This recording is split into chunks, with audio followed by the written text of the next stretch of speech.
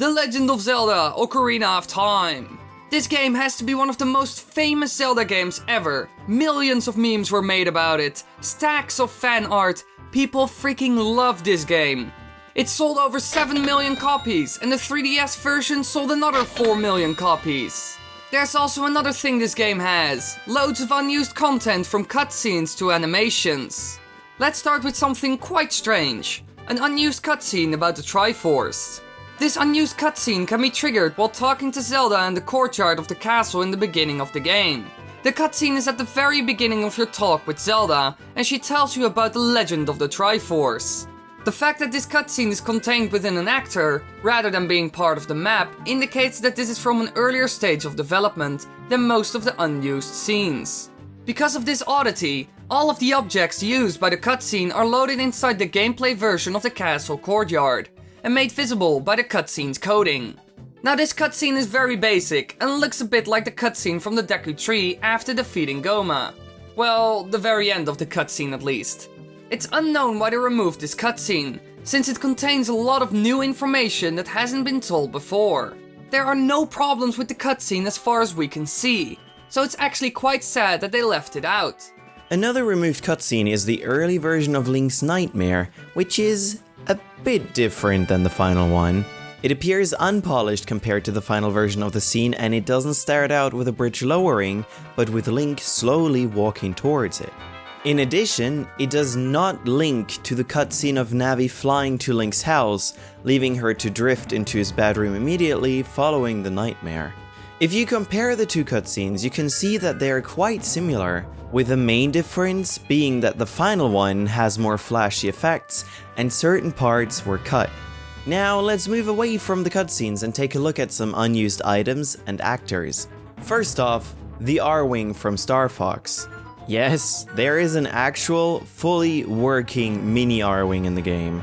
The famous spaceship from the Star Fox series was used by the developers to model Volvage's flying animations.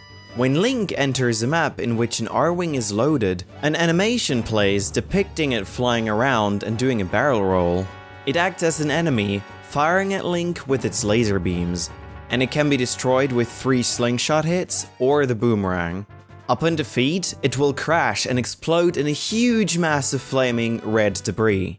So the Arwing fully works as an enemy, it shoots, maneuvers, and even has a crashing animation with an explosion.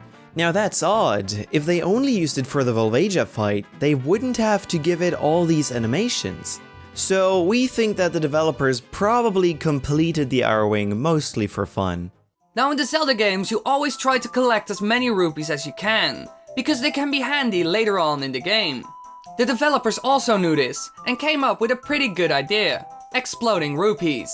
These rupees will explode when you come near them, making for a rather nasty surprise.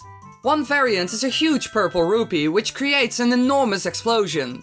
The other variant is a small red rupee. These objects were most likely supposed to be traps of some sort, but they don't look any different from the normal ones, so it wouldn't be fair to put them in. So luckily enough, they didn't.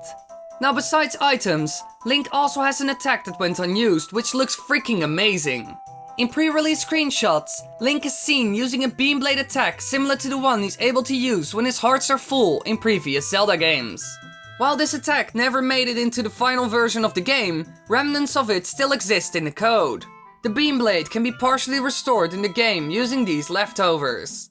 You had to charge this attack by holding the B button, and it also looks like Link is dashing forward during this attack. Now we think that this beam attack was later used in Majora's Mask for the Fierce Deity Mask, which can shoot beams using its sword. They had a year to make Majora's Mask, so they took a lot of stuff from Ocarina of Time and changed it or kept it the same to save time. Now let's move on to a character that all of you have seen before. Dark Link. This shadow doppelganger of Link is able to utilize many of Link's own attacks, often mimicking him. Dark Link is a mini-boss from the Water Temple, appearing as a shadow-like Link in a strange room. Now Dark Link may be the enemy with the most extensive coding in the game, and the programmers certainly considered all options. He reacts to the player casting Naru's Love, which will cause him to shield a lot and generally getting out of the way. Even though you cannot normally get that item before defeating Dark Link as the long shot, gained from defeating from him is needed to cross the desert, and that is a requirement for obtaining Naru's love. So does that mean that Dark Link wasn't planned for the Water Temple? Otherwise, he wouldn't have a proper reaction to Naru's love, right? Another option could be that you had to fight him twice, one time in the Water Temple, and maybe again somewhere later in the game. This would explain why he has a reaction to Link using Naru's love. So Dark Link is actually more complicated than we all thought. Ocarina of Time is considered to be a masterpiece, and as you can see, it had to go through a lot of changes to get there, since this wasn't even 25% of all the removed content. Thank you for watching, and if you don't want to have to do as much work as programming Dark Link to not miss our videos, you better subscribe. Or click the video to find out about some Pokemon Red and Blue glitches.